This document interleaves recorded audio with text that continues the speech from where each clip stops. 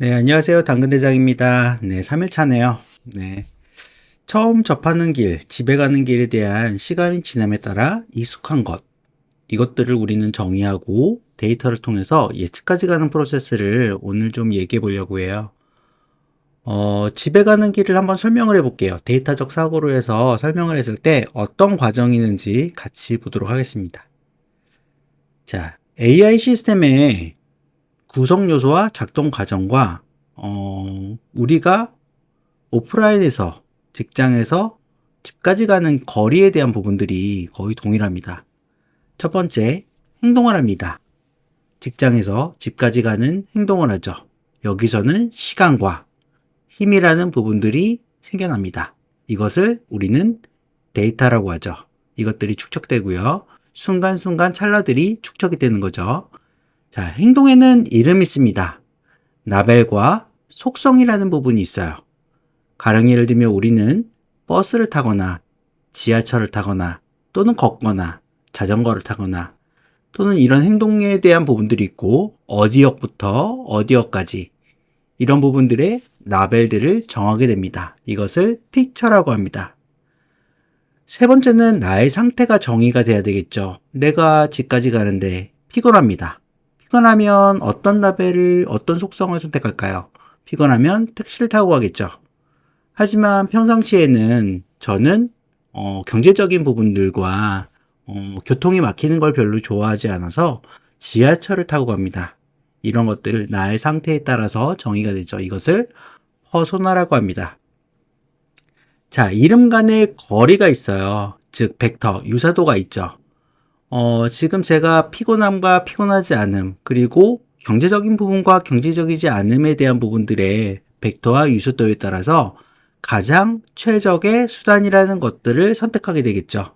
이것을 수단, 모델이라고 하죠. 즉, 이 수단과 모델을 통해서 우리가 집까지 가는 부분의 처리와 반복적인 학습에 대한 부분들을 합니다. 결론적으로는 우리는 이 모델을 통해서 가장 효율적인 방법에 대한 부분들을 찾게 되겠죠. 이것을 순서로 정의해서 워크플로우, 단계별 흐름을 정의합니다. 그래서 놀랍게도 여러분들이 직장에서 집까지 가는 거리에 대해서 한번 생각해 보세요. 반복적이죠. 그리고 동일한 행동을 하고 있을 거라고 판단을 합니다. 자, 그 길이 효율적이라고 인식을 한 과정에서 분석, 시각화와 성능평가, 정확성과 효율성을 따지게 되고 우리는 그 결과를 통해서 예측과 추천이라는 집까지 편안하게 갈 수 있겠다라는 예측과 추천이라는 것을 하게 됩니다. 자, 어떠세요? 여러분들이 오프라인에서 집까지 가는 거리와 그 행동들이 실제적으로는 인공지능이 우리가 집까지 가는 거리에 대한 부분들을 데이터화 시켜서 추정까지도 가능한 거죠. 알고 보면 인간 세상의 모습과 인공지능의 모습은 거의 유사하다고 할 수 있습니다. 자, 매번 이렇게 해야 되나요? 라고 질문을 하면 정답은 데이터 파이프라인 자동화를 만들게 되면 매번 이렇게 고생을 하거나 이렇게 할 필요가 없죠. 데이터 파이프라인을 통해서 메일 배치를 통해서 데이터를 축적하고 우리는 굳이 이제는 계산과 어떤 결정과 이런 부분을 하지 않고서도 자연스럽게 결론을 낼 수 있죠. 인공지능의 탄생 배경은 제가 전에도 설명드렸듯이 지름길을 찾는 부분이라고 설명을 드렸어요. 즉, AI는 인간이 누리는 시간을 줄여주는 역할을 한다라고 말씀을 드렸죠. 자, 예측 성능. 가장 좋은 예측 성능은 지름길을 찾는 것이다. 보다 빠르고 정확하도록 합니다. 자, 성능 검증에서 모델의 매개 변수를 조정해서 정확도를 지속 확인한다고 해요. 우리가 약간 어려운 말인데 매개 변수라는 부분들을 조정한다라는 건 모델들은 가령 예를 들면 트리 모델인 경우에는 트리 모델이 4줄로 갈 것이냐, 100줄로 갈 것이냐, 20줄로 갈 것이냐에 따라서 성능 검증에서 나오는 결과들이 많이 다릅니다. 그래서 우리는 그런 트리 모델의 디테일한 부분들, 매개 변수에 대한 부분들을 몇 개의 트리로 만들 것인가에 대한 부분들로 성능을 검증해서 최종 트리 모델을 정하게 되죠. 자, 성능, 무엇을 얘기할까요? 라고 질문하면 쉽게 정의를 하면 이렇습니다. 첫 번째, 1 더하기 1은 2고, 1 더하기 2는 3이고, 1 더하기 3은 4고, 1 더하기 4는 5다. 기존에 우리가 반복적인 패턴에서 익숙하게 예측과 성능에 대한 부분들이 나왔습니다. 그리고 우리는 이것들을 모델로 인해서 A 모델과 B 모델을 대입을 시켜서 정확도를 판단합니다. 자, 첫 번째 A 모델은 2번의 실수가 있었고 2번은 정답을 맞췄죠. B 모델은 3번의 정답을 맞췄고 1번의 실수가 있었습니다. 그래서 우리는 B 모델을 선택하게 되는 거죠. 자, 여기서 보시면 기존 패턴이라는 부분의 정답과 우리가 알고리즘이라는 부분들로 나오는 결과에 대한 도출에서의 성능을 비교 분석을 했죠. 결론적으로는 정답이라는 비교를 할 수 있는 부분에 모수가 있어야 되는 거고, 그 모수를 통해서 이것이 성능이 높은지 아닌지를 판단할 수 있는 알고리즘이라는 부분들로 그 정답과 비교해서 성능을 평가하게 되는 거죠. 자, 결과가 잘못 나왔거나 성능이 떨어지는 매개변수를 조정한다는 건 단순화시킨다라는 겁니다. 즉, 학습률을 조정하거나 정규화하거나 히든 레이어스와 노드를 조정하거나 활성화 함수를 변경하거나 최적화 알고리즘을 변경하거나 이런 행위들을 통해서 단순화한다는 거죠. 자, 조금은 어려운 얘기지만 결론적으로는 결과를 도출하기 위해서는 인공지능의 데이터, 인공지능의 먹이인 데이터를 단순화시키는 게 가장 최적의 성능을 도출하는 방법입니다. 우리는 안면 인식을 통해 이제는 도둑을 잡아야 됩니다. 이제 당신은 프로파일러로 수많은 군중 속에서 도둑을 찾을 수 있어요. 자, 우리는 도둑을 찾는 부분들을 데이터로 행동을 해보겠습니다. 전 국민의 얼굴을 하나씩 인식하는 게 좋을까요? 아니면 범죄자의 얼굴만 인식하는 게 좋을까요? 여러분들은 전자인가요? 후자인가요? 여러분들의 선택에 따라서 AI 모델러와 다양한 이 프로젝트를 진행하는 사람들은 고통을 겪게 되거나 아니면 효율적인 방법을 찾게 되겠죠. AI 기획자는 이것들을 잘 결정을 해야 되는 사람입니다. 자, 범죄자의 얼굴만 인식하는 걸로 저는 결정을 했습니다. 두 번째, 어떻게 데이터로 인식하는지를 알아보겠습니다. 이것은 이미지 출처는 여기 있고요. 아주 굉장히 쉽게 설명을 해주셔서 이것을 차용해서 갖고 왔습니다. 얼굴 인식 기술 프로세스입니다. 첫 번째, 범죄자의 얼굴을 탐지하는 단계입니다.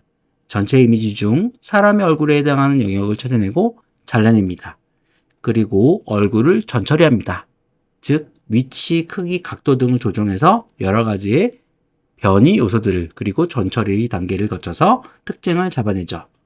자, 그리고 특징을 추출해서 생체 정보를 이렇게 숫자로 만들어 줍니다. 즉, 컴퓨터는 사진을 인식할 수 없다고 했죠. 사진을 숫자로 전이해서 그 숫자의 위도, 경도, 좌표, 명도, 채도 이런 것들을 다 분석해서 이제 이미지로 저장을 하게 됩니다. 자, 이렇게 텍스트의 특징들을 추출해서 숫자로 전이된 부분들 기준으로 1대 n으로 비교해서 신원을 파악하는 단계를 거치게 되는 것이죠. 자, 이런 얼굴 매칭 단계에 대한 부분들을 오렌지3로 한번 인식해 보도록 하겠습니다. 자, 오렌지3인데요. 여러분들 제가 데이터 마이닝 기법으로 오렌지3가 있다라고 설명을 드렸고, 이 데이터 마이닝 기법에선 딥러닝과 머신러닝에 대한 부분들을 쉽게 할 수 있다라고 설명을 드렸어요. 자, 오렌지3에 대한 부분들을 맛배기로 좀 여러분들과 같이 돌려보도록 하죠. 자, 오렌지3입니다. 알고 보면 오렌지3의 전체적인 툴들은 다 가리고 이 워크플로우에 대한 부분들만 제가 설명을 드렸는데요. 첫 번째, 이미지를 호출해 옵니다. 이미지를 호출해 와요. 이렇게 이미지의 폴더를 호출해 오고요. 두 번째는 어떤 데이터가 있는지를 분석하는데, 잠시만요. 이미지를 제가 호출해 오겠습니다. 데이터로 동물을 제가 갖고 와 보겠습니다. 동물을 갖고 왔고요. 읽고 있죠, 오렌지가. 네. 인베딩도 하고 있고요. 자, 데이터를 볼까요? 데이터를 보면 이렇게 이미지들이 나오고요. 이미지 네임, 그리고 이것들에 대한 사이즈와 위도 경도들을 이렇게 숫자로 전이를 시켰습니다. 자, 이미지 뷰어를 볼까요? 네. 사자, 아니, 호랑이, 얼룩말, 팬더가 있죠. 그리고 다양한 네임들이 있습니다. 자, 이것을 기준으로 우리는 이미지 인베딩을 합니다. 그리고 이 인베딩된 수치들을 이렇게 기존에 있었던 데이터의 정보를 기준으로 좌측에 보시면 이미지의 특징에 대한 부분들을 이렇게 숫자로 발라내는 것을 알 수 있습니다. 이것을 이미지 엠베딩이라고 합니다. 어떤 느낌인지 아시겠죠? 종전에 없었던 부분들을 숫자로 해서 이미지를 인식할 수 있도록 만든 거예요.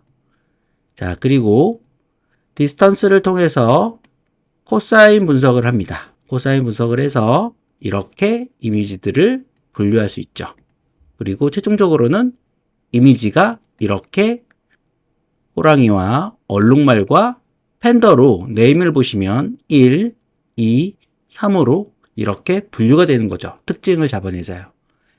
이게 이미지 분석 모델입니다. 워크플로우인 거고요. 여러분들은 오렌지를 통해서 이렇게 쉽게 이미지들을 분류하고 분석할 수 있습니다. 결론적으로는 우리는 오렌지3를 통해서 숫자로 이미지를 인베딩해서 숫자로 컴퓨터가 이해하기 쉽게 변환됐고, 그걸 기준으로 우리는 분류한 모델을 여러분들이 보신 겁니다.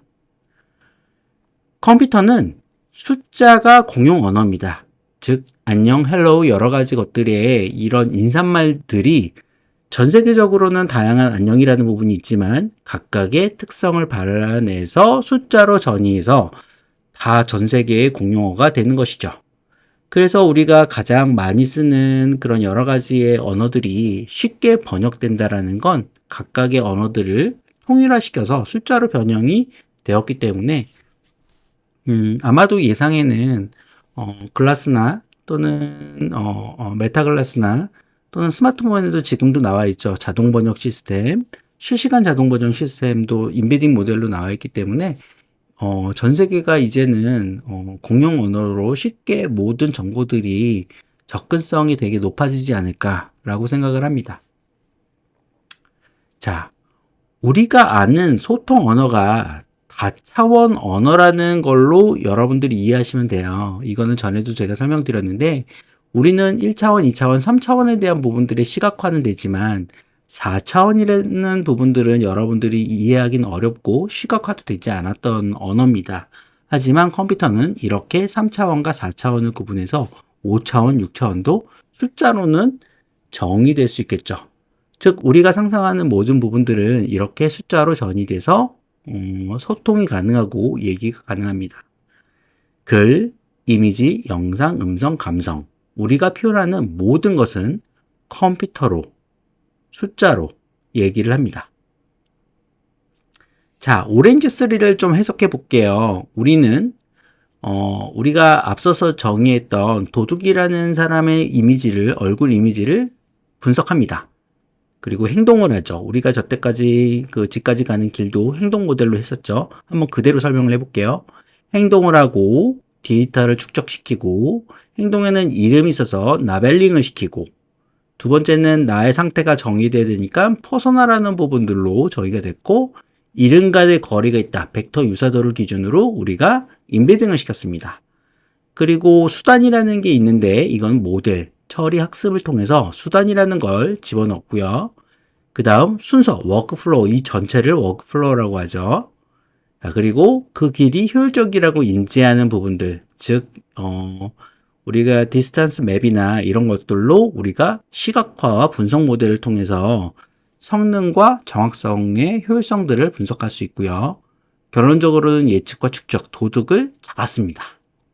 이렇게 우리는 사진으로 봤을 때는 수백만 명의 사람들 중에 사진으로 봤을 때 누가 범인인지는 모르지만 컴퓨터는 특징을 여러 가지 다각도로 분석해서 쉽게 저 사람이 범인이라는 걸 인식할 수 있죠. 자, 이제 안면인식 모델을 확인했으니 서비스로 적용해 볼까요? 여러분들이 AI 기획자라면 이런 워크플로우에 대한 부분들을 서비스로 만들 수 있어야 됩니다. 자, 첫 번째, 기필코 도둑을 잡아내겠어. 나는 AI 기획자야. 먼저 도둑의 안면을 인식합니다. 그리고 우리는 이것을 인베딩에 있죠. 그리고 벡터로 전이를 했습니다. 그리고 우리는 안면인식 모델에 대한 부분들을 결정을 했고요. 디스턴스 모델로 결정을 했고 여러 가지 모델들을 집어넣어서 가장 성능이 높은 놈들을 발견을 했죠.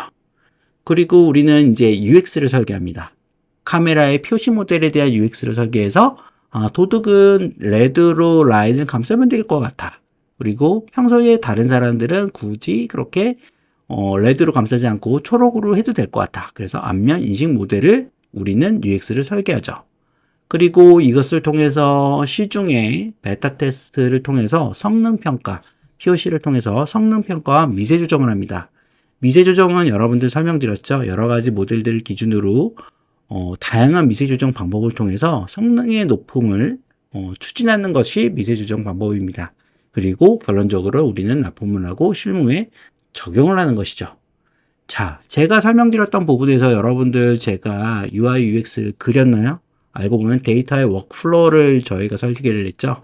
AI 기획자는 데이터를 가지고 실무에 적용할 수 있도록 이렇게 워크플로우에 대한 프로세스를 정의하는 역할을 하는 사람입니다. 자, AI는 도메인 경계선이 없어요. 즉, 하드웨어와 소프트웨어 모든 도메인에 AI 기획자는 진출이 가능해요.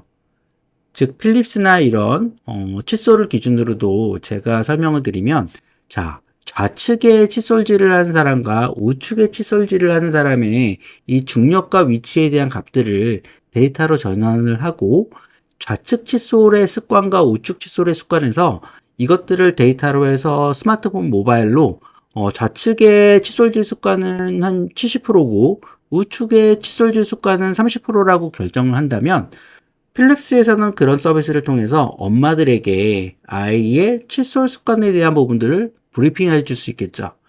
엄마들은 칫솔질을 열심히 하는 줄 알았지만 습관이 잘못된 것들을 발견할 수 있어서 아이에게 제대로 된 칫솔 습관을, 즉 양치 습관들을 가르쳐 줄 수 있겠죠. 자, 이런 서비스 모델을 만드는 게 AI 기획자입니다. 즉 컴퓨터는 숫자로 얘기하고 있고 우리가 하드웨어 쪽으로 접근하려면 해당 도메인의 제품을 이해하고 접근을 해야 되겠지만 AI 기획자는 데이터를 기반으로 접근하기 때문에 도메인에 대한 결과가 아니고 데이터적 사고를 통해서 사람들의 가장 유용한 행동 그리고 사람들에게 가장 유용한 서비스를 발견하고 도출하게 됩니다. 자, 다음은 우리는 쇼핑몰에서 무엇을 추천하고 싶어요? 어떻게 해야 할까요? 라는 질문이 있습니다. 시간 관계상 오늘은 마무리 짓도록 하고요. 4회차에 뵙도록 하겠습니다. 오늘도 고생하셨습니다.